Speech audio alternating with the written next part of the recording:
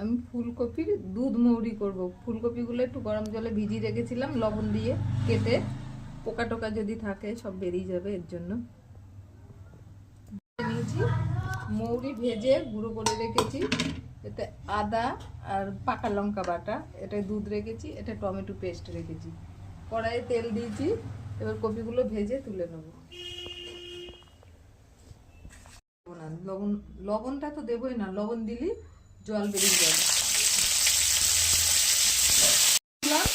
লবণ দেবো না, হলুদটা দিয়েই ভেজে নেব। ঠিক আছে, এবার কপিগুলো ঢেলে নেব।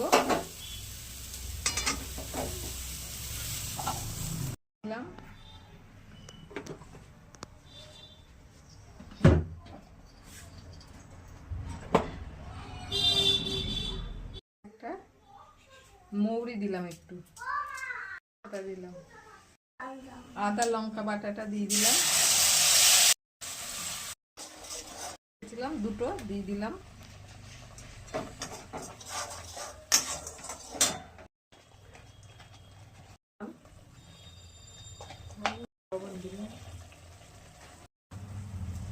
সম্পূর্ণ নিরামিষ তরকারি।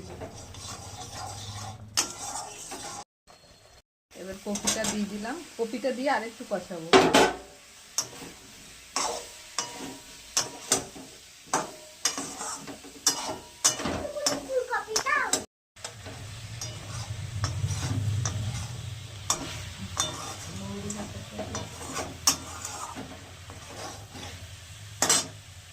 কষাতে কষাতেই সিদ্ধ হয়ে গেছে, একটু তেল ছেড়ে দিয়েছে পুরো কপি থেকে।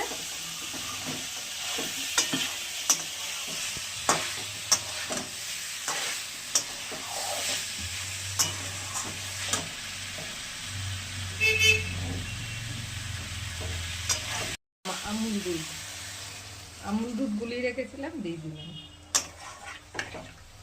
আর একটুখানি জল দেবো, আর যদি মনে করেন খালি দুধ দিয়েই করবেন, একটু বেশি পরিমাণে দুধ দেবেন।